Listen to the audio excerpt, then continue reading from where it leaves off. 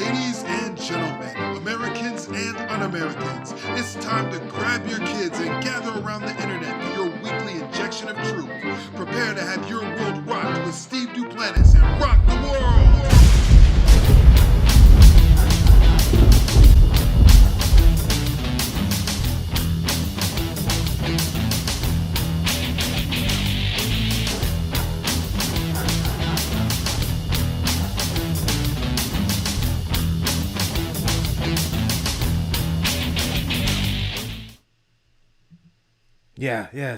Check it out. I think I'm live right now. I think it just went live.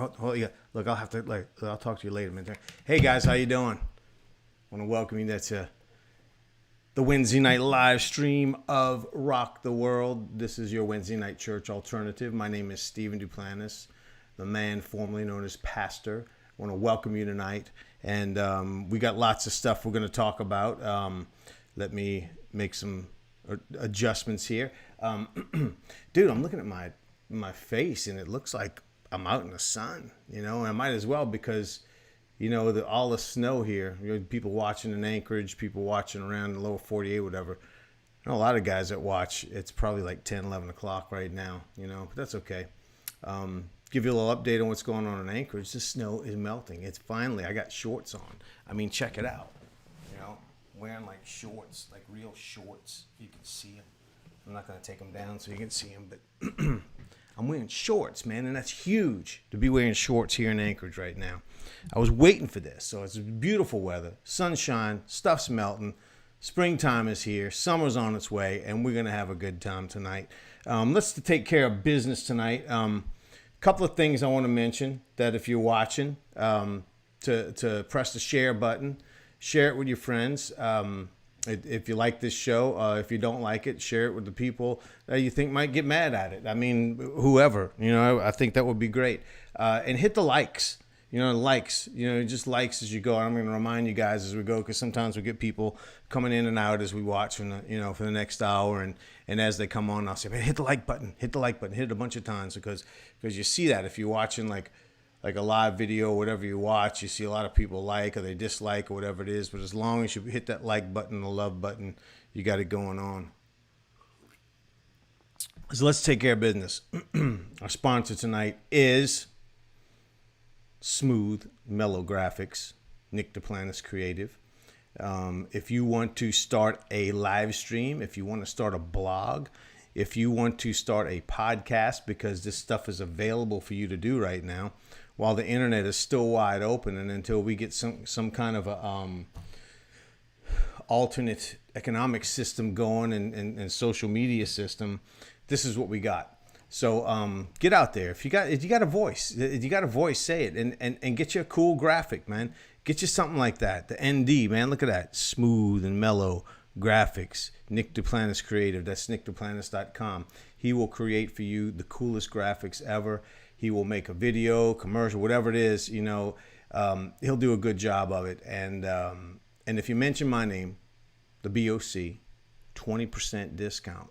And that's a deal, man, because graphic arts gets kind of spendy.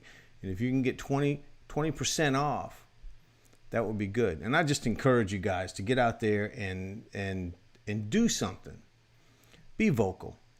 Stuff's good. A lot of people are starting to get vocal now. There's a lot of things going on, not only here in the United States, but oh my goodness, in Canada, there's some crazy stuff going on in Canada. And my son and my daughter-in-law are down there visiting right now, and where they're at, they said it's not too bad, but the experience getting there and the quarantine and all that stuff was kind of hairy. Kind of not like the top of my head, but it was kind of hairy. And I'm gonna bring them on here pretty soon, not tonight, but one of these nights, and just kind of talk about their experience, what they're doing there. But I'm hearing that on the border of Ontario, there's people that are actually sending SOS messages to America to help because they're basically locked down, man. And you see this. There's a couple of people I follow on, I believe it's Rebel News. You can check that out. And that's a guy out of Canada. Chris Sky is another one. I follow him on Telegram, and he goes into, dude, he goes in the stores and he don't have a mask on, and he just raises heck. And but it's got to be done, and there are people that are doing that in Canada. And I'm like, why in the heck aren't we doing it here? You know, started doing it. Went to the commissary yesterday here on the base. Didn't have a mask on. Checking out, and I'm like, I'm ready to go. And the guy's like, sir, you need to have a mask on. I said, well, I got a medical exemption. And then the base commander has made a memo saying that people with medical condition that can't wear a mask don't have to wear one. So I pointed out to him, and he said that it was the defense commissary policy that everyone wear a mask, didn't matter. And if you couldn't wear one, you needed to show a doctor's note, you know, your papers, please, papers. And I said, well, I don't have one, you know. And I said, that's not what the policy. And he said it was policy. So I contacted the defense commissary agency, and lo and behold, it's not a policy. So I don't know where these people get this stuff from. It's like they take the control into their own hands, and you know, because it's nobody's business whether or not I have a medical condition or not. But I mean, for me, if I wear a mask, I can't breathe. So that's a pretty bad medical condition if you can't breathe if something's over your mouth. So I don't need a doctor's note to prove that I can't breathe or can breathe with, you know, they're not inside of here. They don't know what I'm feeling, so they have no business speaking for me or making decisions for me. But anyway, you guys already know that, and man, I wish my head is just my face is just glowing tonight, man. It's crazy looking. Looks like the sun. This big bald head just kind of. I'm gonna have to fix these lights or something. I don't know, but yeah, I'm not outside. I'm inside. You know, this is lights. This is natural lighting. It's too bright in here. My head is hurting my eyeballs. The shine from the monitor. So yeah, where are we going to start tonight? What do I have tonight? Let me talk a little bit about what happened yesterday. With the trial of Officer Chauvin. I call him Chauvin because that's how we pronounce it in Louisiana, Chauvin, and that's the proper French way of pronouncing it. So Derek Chauvin was found guilty on all charges, so we know that. And everybody's saying, you know, that the system worked, and it's the justice system, and whatever, you know. You know, and you guys want to you know, chime in on this, on your thoughts, and I can bring you in on some conversation, but I'm going to tell you my thoughts on it. First and foremost is I believe it was a kangaroo court, because it goes back to what I believed a year ago when all this stuff went down. This whole thing was a setup, and even the trial, and you watch Judge Judy, you see trials happen. I mean, stuff, they can easily do this stuff to make it look like it's actually real. And is it or is it not? I have no proof it's not, although I have no proof it isn't. So is. So this is just my belief. It's my gut feeling. So don't go, you know, oh, he's a conspiracy theorist. He's a moron. He's this, he's that, you know. No, this is my firm belief. I believe that this just like we're watching freaking reality TV. And if you ever watched reality TV before, it's not reality TV. It's scripted. Okay, so this is exactly what we're witnessing right now. So, okay, so let's say just for instance, okay, so this whole thing happened. The guy, George Floyd, he actually died, you know, and the video is real. Okay, let's say it is. All right, and this Officer Chauvin went to trial, and he was convicted on, I think it was 2nd-degree murder and 3rd-degree murder, something like that, and then manslaughter. So there's 3 counts that he was convicted on.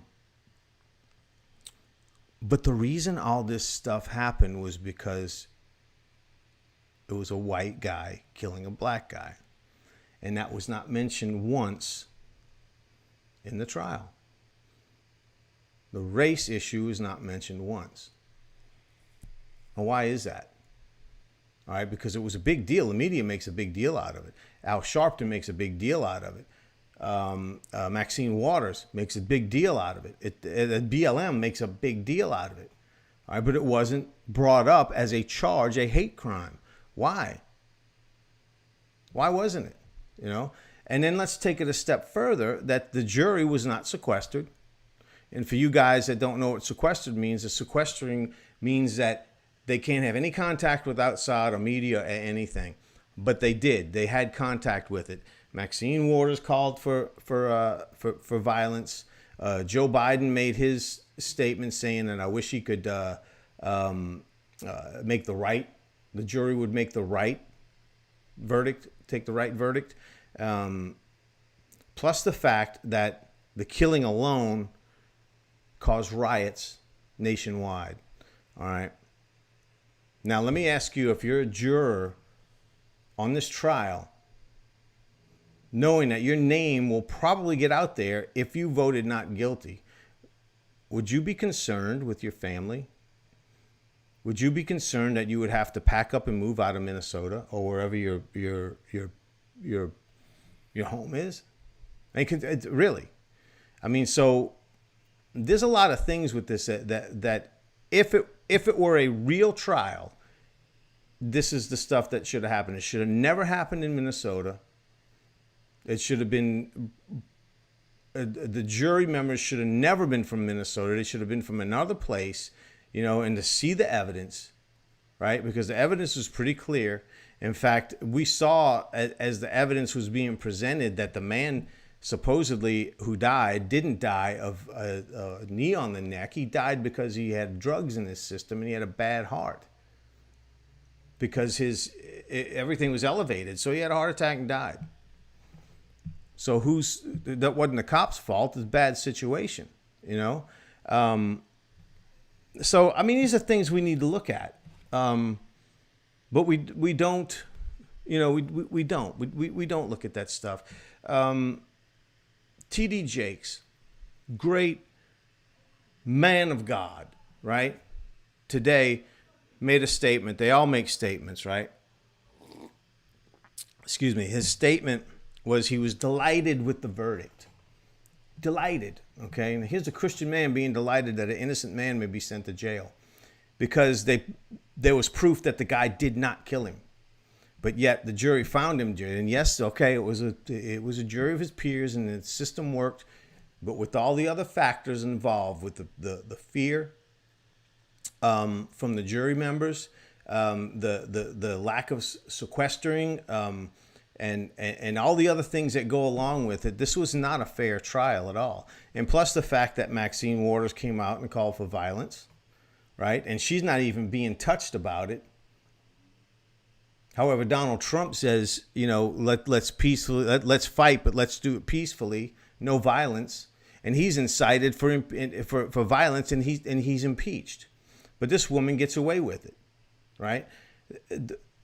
It's almost like I mean, how else can I say it? Is that it's a lie and they believe it, right? It's just this lie that we're going to tell you. It's not the truth, but you're going to believe that it's the truth. Yeah, that's it, Ticket. Yeah, just like the pathological liar. John Lovitz, the pathological liar. Yeah, that's it, Ticket. Yeah, that's the ticket. Yeah, you're going to believe this. Yeah, this is how you're going to believe that this guy died. And we're going to start race riots. And we're going to, yeah, that's the ticket. We're going to believe all of this. So where were we left? What were we left to do? All right. Okay, let's move on. Chauvin's going to go to jail. He's going to appeal it. Watch. And he'll probably get off because it'll go before a different court, because when it goes to appeal court, different things happen, right? And if he gets off, then look out. All hell's going to break loose then, you know? And not that it didn't break loose. It did break loose. I want to say it's Columbus, Ohio, or somewhere in Ohio, where the police officers shot an unarmed 16-year-old black girl, and they went nuts. They start rioting, all right, because this girl was shot. And here's the thing. This was the character, all right, because I'm segueing into this other thing. We're gonna move on because I already talked about the Chauvin thing, and that's good. I got no more to say on that. If you guys do, go ahead, and we'll bring it back into the conversation. If not, then I'm gonna move on. This girl was shot and killed. All right, unarmed. It came out. Media came out. Unarmed girl shot by cops. BLM goes nuts. All right, and they start doing the rioting stuff again. Well, here's this friend talking about this girl. All right, now check out what she has to say. Micaiah was named after a male prophet in the Bible. She was a very loving, peaceful little girl. She was 16 years old. She was an honor roll student. And Micaiah had a motherly nature about her. She promoted peace. And that's something that I want to always be remembered. Okay, peaceful and loving, motherly, a motherly figure to people. But he said that she was peaceful and she was an honor roll student. An honor roll student. Let me show you what this peaceful and loving girl did. What's going on? What's going on? Hey! Get down! Yeah, it's kind of graphic. You just watch her get shot.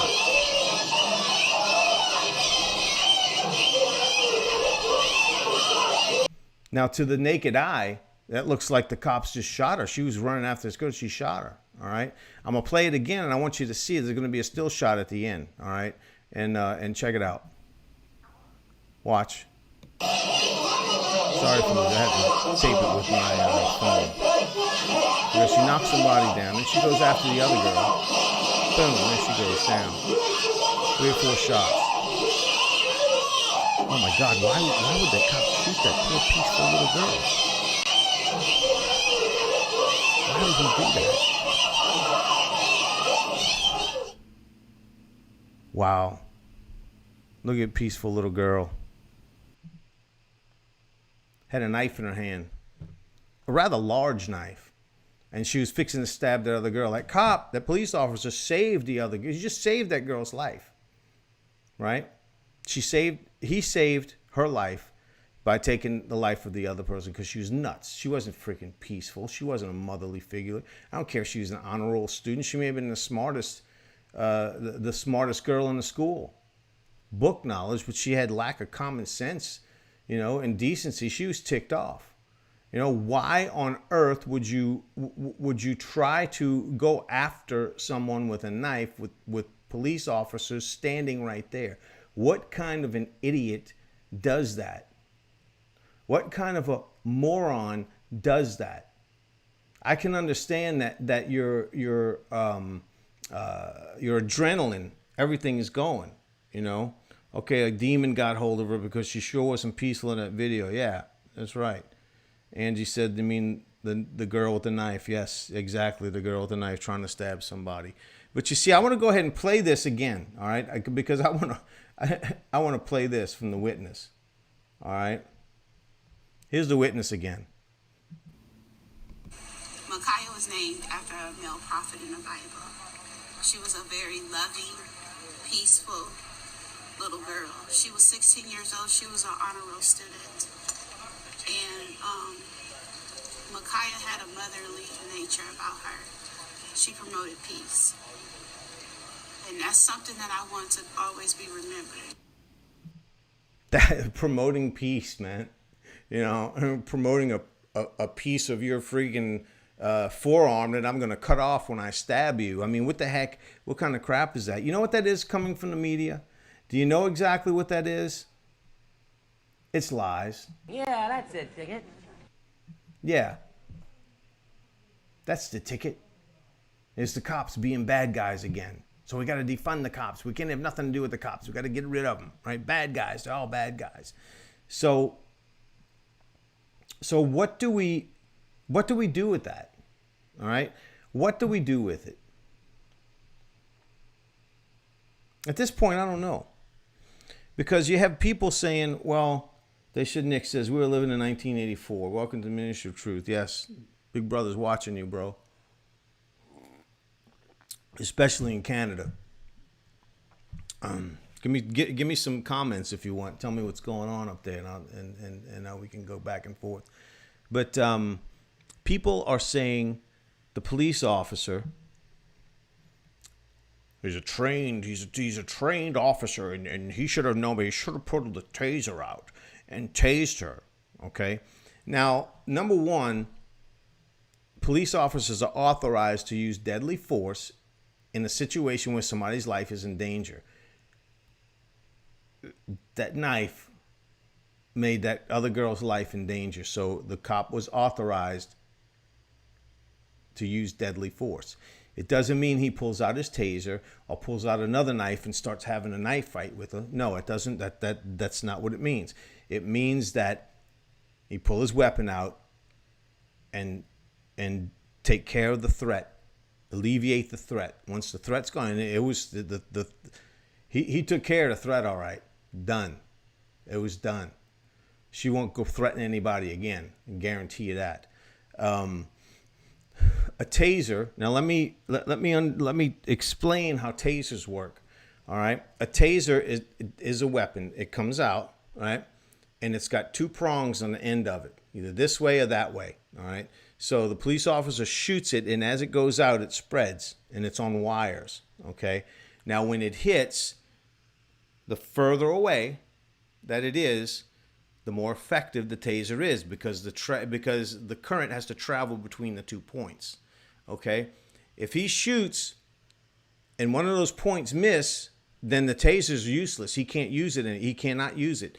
So it's got to, and the closer it is, that's why you see guys, and even when people who are big, okay, when they're overweight, when they're large, which she was rather large, okay, along with that knife. You would see it like in the Rodney King video, different videos. I want to say, was it Michael Brown? I think it was, that they used a taser on him, and he kept getting up because he was big. It has no effect on him, because it's the smaller the person, the more effective it is. The larger the person is, then the taser is not as effective. But beyond that, it was a life and death situation. The other girl was fixing to get stabbed. So he did what he had to do. Tasers, out the question. You don't use that. So don't be dumb and say that, well, he should have thought and used a taser. Because I want you to put yourself in that position. All right? If you were trying to save someone, how would you handle that? Would you try to grab the knife? If you didn't have, well, if I had a weapon, I'd dang right I'd shoot her, and questions asked later. All right, because you're saving a life, because you're alleviating the threat and getting rid of it, right? Because obviously she was unhinged. Okay, if someone gets that angry where they pull a knife out and try to kill someone, you can't de-escalate that. The only thing that's going to de-escalate that situation is a bullet or several bullets. And that police officer did good. I commend him. All right. I hope he gets a promotion.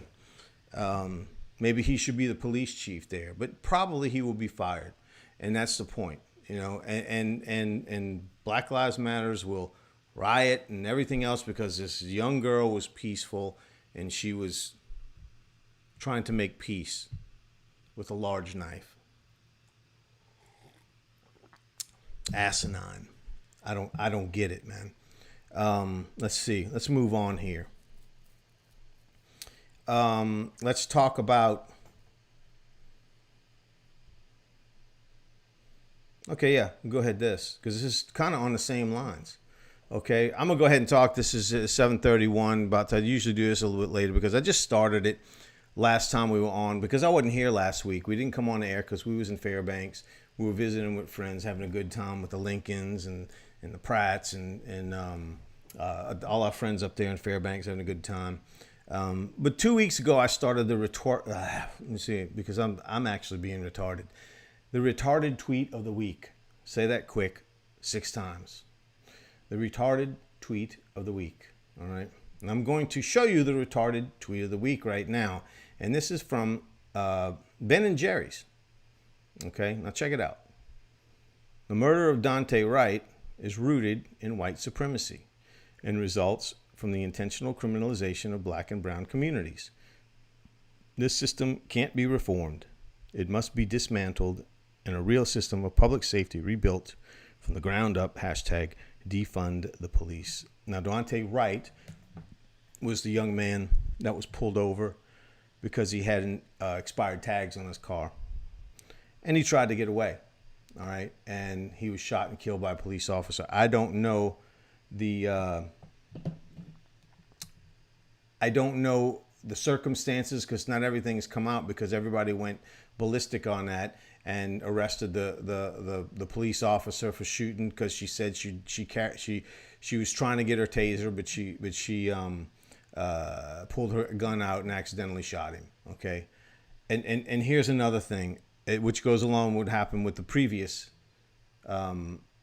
incident, is that the cops should have known better. Okay.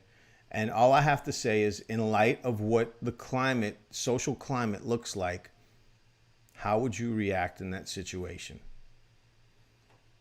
All right. Adrenaline's going. They're human. I mean, a police officer is no more or less human than you or I. All right. So why should we hold them to a bigger standard to act differently? Yes, they're trained and they can subdue people and they know how to use weapons. Right. But emotionally, they're still the same. Emotionally, I went on a ride along a few years ago when I was with the chaplains department here in Anchorage Police Department. Police officer was like, in that morning, he showed me everything in the car, right? The radio, everything else. He showed me how to use his radio. He said if something went down, he told me what the code to say. I can't remember what it was, because thank God I didn't have to use it. But he showed me in his trunk. He has 12 gauge in his trunk. It's a beautiful gun. Oh my gosh, it's beautiful. He has 12 gauge in his trunk. He also had a gun that shot like bean bags. You know, these big freaking bean bags, kind of crazy looking. But then he showed me the 12 gauge. He says, you know how to use one? Yes, I do. He said, if something goes down, he said, protect yourself. He said, because I'm not going to be able to protect you. He said, because my goal is to go home to my wife and kids at the end of the shift. You know, props to you, buddy, because I want you to go home to your kid, wife and kids too, right? Because they got families, man. You think they do this because they like it? I wanted to be a cop my whole life. Why? Because I like serving people. So I became a pastor. All right. Pastor serves people in a different way, but police officers serve also. They protect people. Police officers, you live in a bubble. All right. And you don't know. You don't see the nastiness. We don't see it. All right. We maybe see some homeless people here and there. We may see may hear a gunshot go off. 95% of us or more will probably never witness a murder or a dead body bludgeoned to death or something like that. We'll never see that. All right. The only time we see it is on TV. We see, or in games when we play video games. Right. That's the only time. We never see it for real. On that call, I went on a death call. All right. A guy had died of natural causes. He had a heart attack, but he had been laying there for quite a few hours. He's stiff. He's bloated. And it wasn't nice. All right.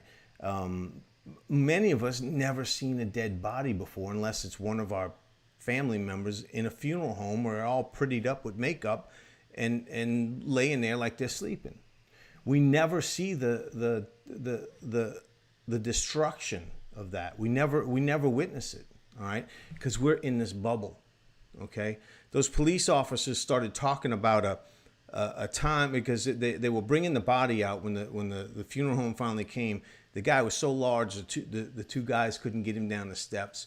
So they were basically pulling him down the steps. All right. The body's just bouncing on the thing.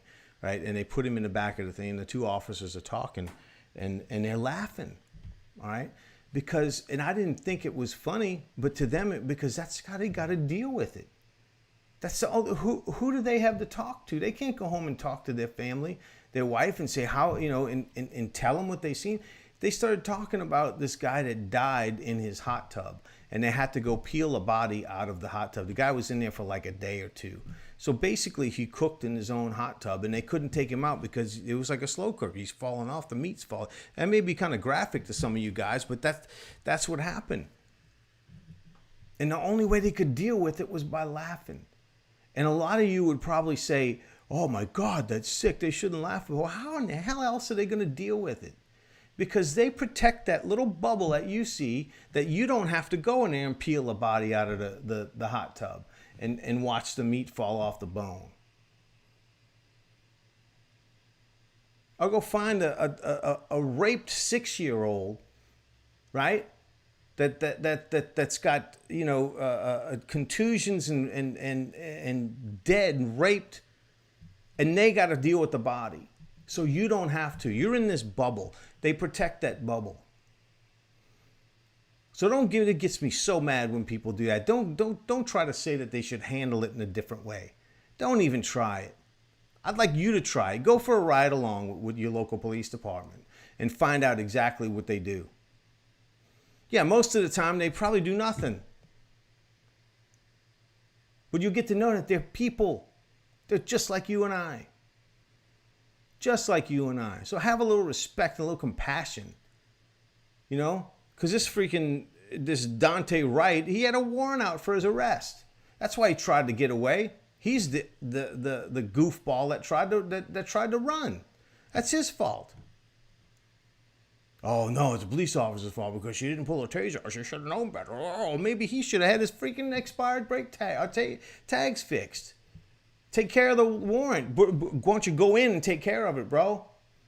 No, freaking criminals. And then we're gonna blame the cop for his stupid mistake. Oh, it gets me so mad.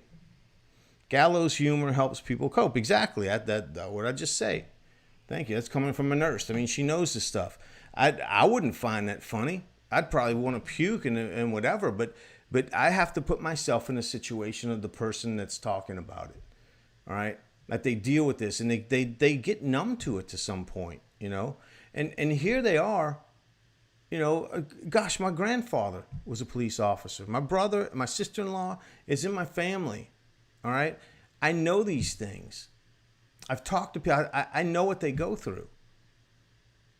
So at least I know that the whole story needs to come out before you make a decision. But no, that's not the mantra. The mantra is that police officers are all bad. Police officers are bad. Yeah, that's it, Ticket. All police officers are bad. So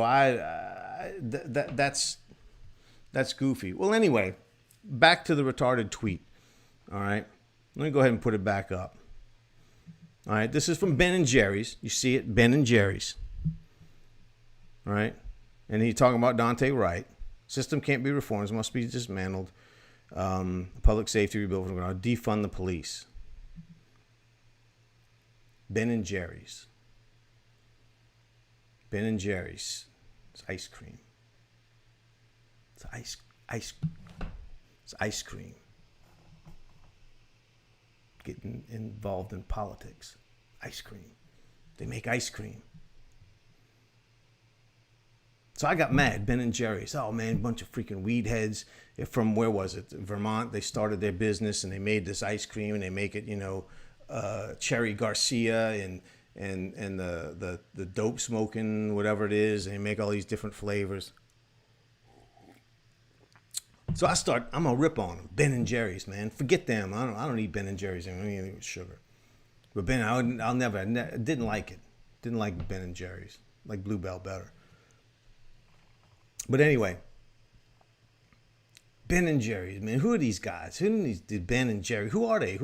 What the heck? Who do they think they are getting involved in this? So I did a little search, a little research, find out what their beliefs are and what they actually thought. Well, come to find out, year 2000, Ben and Jerry's wanted to make some bank, so they sold out. They don't even own Ben and Jerry's anymore. They sold the name, they sold the ice cream, they sold everything to Unilever. Do you know who Unilever is? There it is right there, Unilever. Unilever is one of the big 6 or 7 corporations that make everything that you eat and buy. Everything.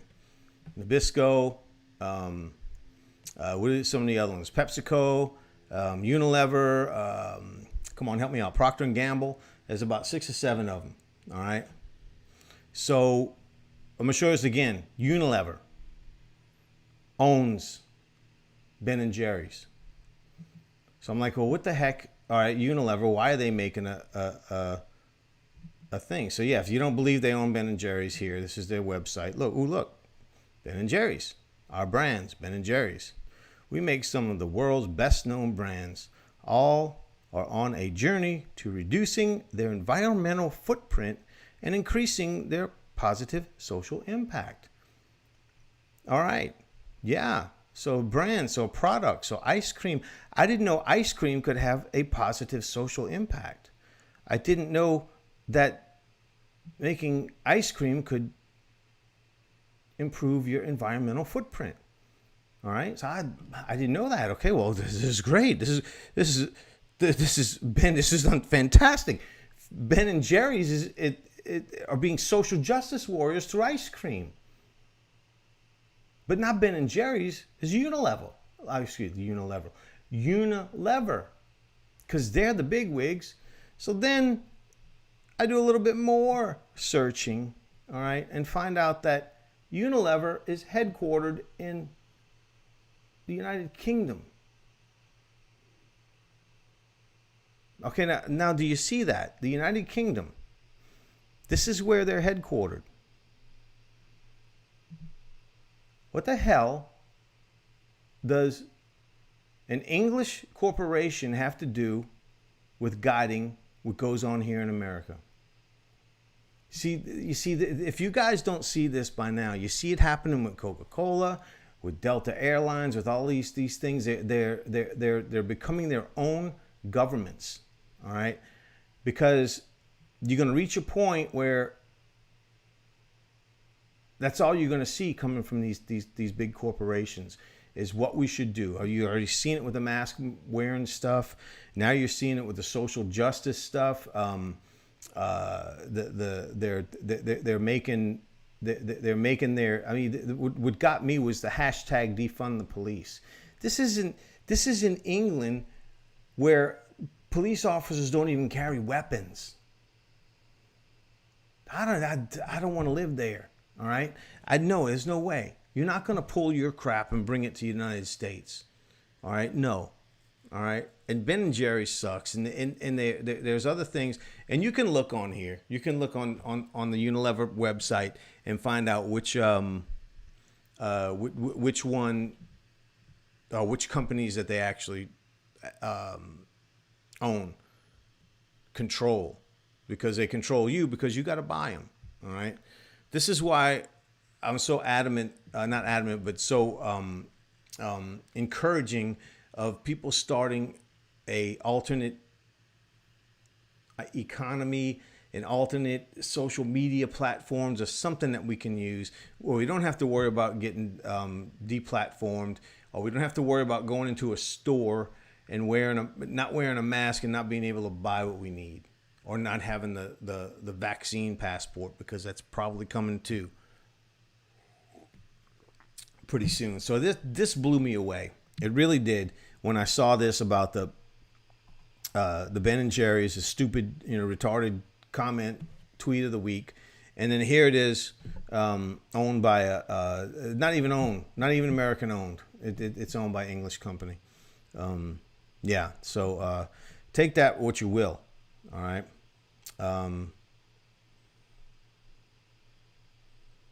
So moving on.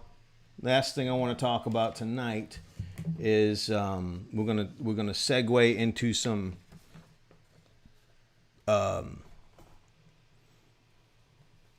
spiritual side of things, and I want to read something I found. I wish I would have gotten the guy's name, but I didn't. I will look for it and give him credit next week because I didn't write this, but I totally agree with it because if you guys are church people, and if you're not, and you're actually sitting here watching me on a Wednesday night and not in church, then shame on you. You should be in church because your pastor loves you and he's doing this for you. This is what it starts out with. I've said it before, navigating pastoral ministry is a tricky business. The one thing that you can take to the bank is that requiring masks and social distancing at church is an outstanding pastoral decision. The nice thing is that you don't really need to think about it. The government and health experts have already done all the thinking for you. Your job is to do what they say. But just in case you are still unsure if you should require churchgoers to wear masks and social distance, here are 6 reasons why every pastor should require these wise and loving measures. Number 1, you will be fitting in and helping others fit in too. One of the most important duties as a pastor is to fit in with the other pastors. If a majority of other churches have chosen to enforce mask mandates, they are obviously correct. Throughout history, it has always been the case that the majority is correct. Christians, and especially Christian leaders, are never called to stand alone in the world. John Knox was definitely wrong when he said a man with God is always in the majority. Furthermore, your duty is to help church members fit in with the world around them. It's not helpful for Christians to look different than the world. You want visitors to walk into the church and say, hey, everyone here behaves just like the rest of the world. This seems like a good place for me. You want outsiders to understand that the church reacts to the virus just like the unbelieving world. This is how we reach the lost. As you lovingly lead your people by requiring them to wear a mask, you will be helping others conform to the world, which is better than being transformed. Amen. Number 2, you will encourage everyone to trust the government. Christians should be innocent as serpents and wise as doves. This is especially true when it comes to the government mandates relating to church. Because the government is worthy of our complete trust and obedience, there is no need to question any of their decisions. Anything they tell us to do is undoubtedly for our good and should be adhered to rigorously, especially as it relates to church matters. By requiring face masks and social distancing when your church gathers, you will be helping your congregants to realize that every mandate from Washington, D.C. is worthy of our unquestioning obedience. Despite our government's immaculate track record of always caring for life, from the preborn to the elderly, some naive church members will stubbornly think that the government is not qualified to give such directives. These foolish Christians overreact to the fact that the government allows a few abortions each year. Overall, our government is manifestly spotless when it comes to protecting life. And mandate to wear a mask or to stay away from other Christians during church should be submitted to so that more people will trust that our government always knows what is best. It should go without saying, but I'll say it just to be safe, and safety is always first in Christianity. The government obviously has the best interests of the Church of Jesus Christ in mind whenever it makes any decision. In earlier times, before Christians knew better, the church stood independent of government regulations and mandates. Some asinine Christians, like the Pilgrims, were even willing to face imprisonment and torture to be free of government intrusion in matters of church life. Thankfully, pastors today don't have to be like them. It is now not only acceptable to let the government tell the church what to do, but also the most loving thing. This is good. 3, by binding the consciences of all believers, you will weed out the dangerous independent thinkers from your church. By using your authority as a pastor to require all church members wear masks and social distance, you will do the good work of separating the wheat from the chaff. Why would you want to have supposed Christians in your church who think that individual believers should be able to make up their own minds about wearing a mask or social distancing? Those types of people certainly cause divisions and create obstacles. They are probably also conspiracy theorists. If you do not require masks, you will not allow these dangerous parishioners to think for themselves, but you will be implicitly allowing them to encourage others to think for themselves as well. This is the last thing you want to do as a pastor. Your job is to do all the thinking for your church. Since you went to seminary, you are clearly the most qualified to decide if everyone should wear a mask. Your sheep are not able to make these decisions for themselves. By lovingly forcing everyone to wear a mask, you will likely get rid of those wolves who foolishly think that they do not have the authority to bind the consciences of the believers regarding the Lord's Day assembly.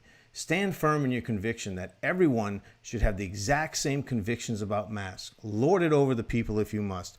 Your church, and the world for that matter, will be a much better place without these people who think they can make decisions for themselves. Self-government is so passé. 4. You will be showing your support for the government-mandated shutdown of your congregants' businesses. Social distancing requirements have led many family businesses to close their doors indefinitely. There is no question that this was the right decision. It is far more important that we slow the inevitable spread of the coronavirus than the people can support themselves and their families. If even one person dies because of the coronavirus, we have failed as a nation. But if someone loses their business, cannot support their family, and turns to drugs, alcohol, and suicide, our hands are clean. This is the price we pay for safety. We will stoically accept such consequences. It's lovingly to do so. In the extremely rare event that people in your church lose a business because of the government mandates, your job as a church leader is to show your faithfulness to the government's decisions to these people who will feel better about being out of work. By enforcing mask and social distancing requirements, your church will be an example to the community around you, a city on a hill. Your church can lead the way in helping business owners submit to all government mandates, even if it means Christians lose their jobs and have to rely on the government money. This is the sacrifice you have been called to as a minister of the gospel. If you don't follow this advice, the results could be disastrous. If you don't comply with the mask regulations, you might unwittingly encourage business owners in your congregation to do the same thing. Obviously, if a business does not religiously enforce mask mandates and social distancing, all employees and customers will get the virus and probably die. Business owners Alfie Oakes committed to the unpardonable sin of allowing customers to choose whether to wear a mask. He is a bore in the Lord's vineyard. Avoid such heretics like the plague or the coronavirus. Same thing, right? And do not let them in your church unless they repent and don a mask. 5. You will help Christians understand true science. In the past, before scientific advances helped the church realize many of her errors, Christians used to believe that God created humans with immune systems. There are some fundamentalists who believe this today. Now we know better. It would be unconscionable to purport the lie that our bodies are able to develop immunity to viruses and diseases. To be honest, it is disgusting that some parents continue to teach their children this fairy tale. By ensuring that everyone covers their face and stays 6 feet away from one another, you will reinforce the undisputed truth that our bodies were not designed to interact with microbes and develop natural immunity. Churches should definitely not be the place for people to interact with other people. If you enforce these measures, concerned mothers can rest assured that their children will be much better prepared to face the world around them, having been sheltered not only from the coronavirus, but also a bunch of other deadly microbes. You'll be a hero. Number 6, last one, you will ensure unity by making everyone act the same way. It doesn't make sense to recommend that only people truly concerned about contracting the virus wear a mask or face shield or a hazmat suit, if everyone else isn't also required to wear a mask. If some people are worried about getting the virus, then it makes perfect sense to make everyone else wear a mask too. Anytime anyone is concerned about something, and then everyone else should also act as if they were concerned about it too. This is what it means to love others. Love means we accept whatever someone else believes. If everyone isn't required to wear masks, then the people are really concerned about getting infected and would be forced to make their own decisions about how to avoid the virus.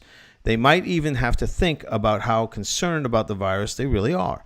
In any case, you don't want to be the cause of those things. You want everyone in your herd or flock to wear a mask until further notice. In this way, no one will get the virus and the group will develop herd immunity. And if you are ever tempted to question the wisdom of these mandates, just remember that we are all in this together. As long as everyone is acting in unity, nothing else really matters. So that was if you didn't realize that, that was satire. That was funny, but there's an air of truth in that, because the churches have been doing this, at least in Anchorage. They're so afraid of, I have no idea what they're afraid of. I mean, guys, I had my credentials ripped from me because I questioned this. You talked about the free thinkers, all right? I question it. My credentials gone. Boom. No more. That's why I said the man formerly known as pastor. That's me. But I still love the Lord, and I still have a mandate for him to preach the gospel. And here's the gospel. This is what the gospel says about this. 1 Peter 2 and 5. I'm going to read through here. You also as living stones are being built upon a spiritual house, a holy priesthood, to offer up the spiritual sacrifices acceptable to God through Jesus Christ. Therefore it is also contained in the scripture, behold, I lay in Zion a chief cornerstone, elect, precious, and he who believes in him will by no means be put to shame. Therefore, to you who believe, he is precious, but to those who are disobedient, the stone which the builders rejected has become the chief cornerstone, and the stone of stumbling, and a rock of offense. Jesus is offensive to the disobedient. They stumble, being disobedient to the word to which they are also were appointed. But you are a chosen generation, a royal priesthood, a holy nation, his own special people, that you may proclaim the praises of him who called you out of darkness into his marvelous light, who once were not a people but are now a people of God, who had not obtained mercy but now have obtained mercy. Holy. Do you know what that word is? Holy. You are a holy nation, holy people. You've been set apart. Okay? Now let me put into perspective, okay? The world is it's coming under one order. If you don't know that, then just look around you. You see it happening. If you read this, it says that it's going to happen. It's happening before our eyes, okay? And even the elect can be deceived if possible. And for God's sake, a lot of you guys are being deceived, and you need to wake up. All right? You need to wake up because you're holy. You're separate. You've been called out. All right? You wearing masks like everybody else. Well, I got to do it because I have a job. I have to do it because I know. Forget that. Okay? You got to stand up for something. Do you want to wear it? Do you feel it's against your will? Don't do anything that's against your will. God never does that in his word. He never forces himself on anybody. That's why he's given us free will. But our government has been forcing themselves on us for the last year and even prior to that. All right. So if you don't see that, I suggest that you need to wake up. Really. Because if you don't wake up soon, then you're just gonna, I don't call this life. I don't. I was coming home the other day. It was last week or something on a Saturday, and it was cold, and I wanted to just get out and go do something. Used to be able to go to the mall or just go walk around Walmart just for the heck of walking around Walmart. I don't wear a mask, okay? But to be honest, I didn't want to have to go through crap. Because you go in there, or you need to have a mask on, and people start freaking hounding you about it. You know? I didn't feel like going through it. And I almost felt to a point where it was despair. It was like, if this is what life is going to be like under this new world order, I don't want it. God, bring me home. Let me walk on the streets of gold. This is crazy. But he wants me here. He hasn't. I still got breath in my lungs. I got something to say. I still have. There's people that need to be encouraged. So that's what I want to do. That, guys, you are a holy nation, a royal priesthood, called out. All right. If your pastor's telling you to wear a mask, go to another church. I'm serious. Just go. Because God will shut that church down. I guarantee you he will, if he hasn't already done it, or he's in the process of doing it. Because he sees the fear. He didn't give us a spirit of fear. He gave us a spirit of sound mind and discipline. And guess what? He's the healer. I'm not afraid of catching a virus. I'm not afraid of any of that stuff, because it happens. This is what a result of living in a fallen world. And if you think you can save yourself, then you've got another thing coming. There's only one person who can save you. That's Jesus. And if you don't know him, you better come to him. You better ask him, Jesus, be the Lord of my life. Because that's what it's all about. Once you know you have him, you can rely on him. There's your hope. I didn't have to feel despair last week because that was a devil talking to me. I ain't forget you, man. Yeah, I'll let him get to me for about 15, 20 minutes, and then I got over it. Came home, talked to my wife, and kind of just let loose. Not on her, but just let loose, because sometimes she's the sounding board, you know. And Jesus is our hope, you know, because we know regardless of what happens, we know who wins, all right? And I want to be on his side. And I suggest you be on his side too. Got some exciting news. I wrote a new song.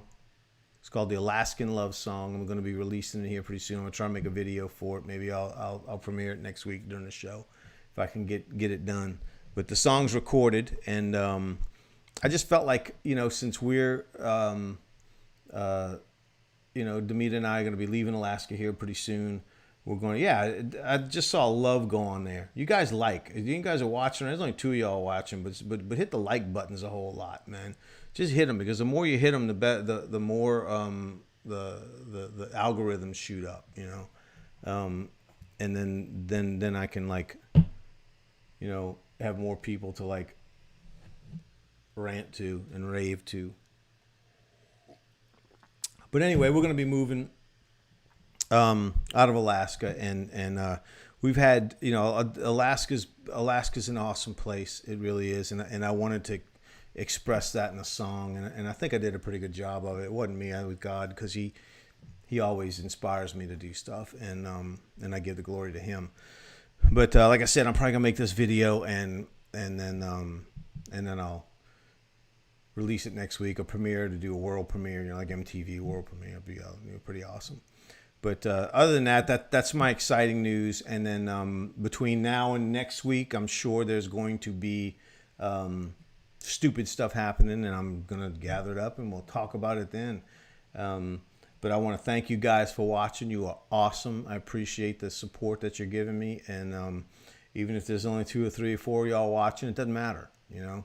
Jesus had 12 that he poured into, you know, and I'm not saying I'm Jesus, but maybe what I say can relate to you a little bit, and you might get blessed by it, and it might inspire you to do something yourself, and get out there and make a difference. And I encourage you to do that, because it's very, very important that you do it.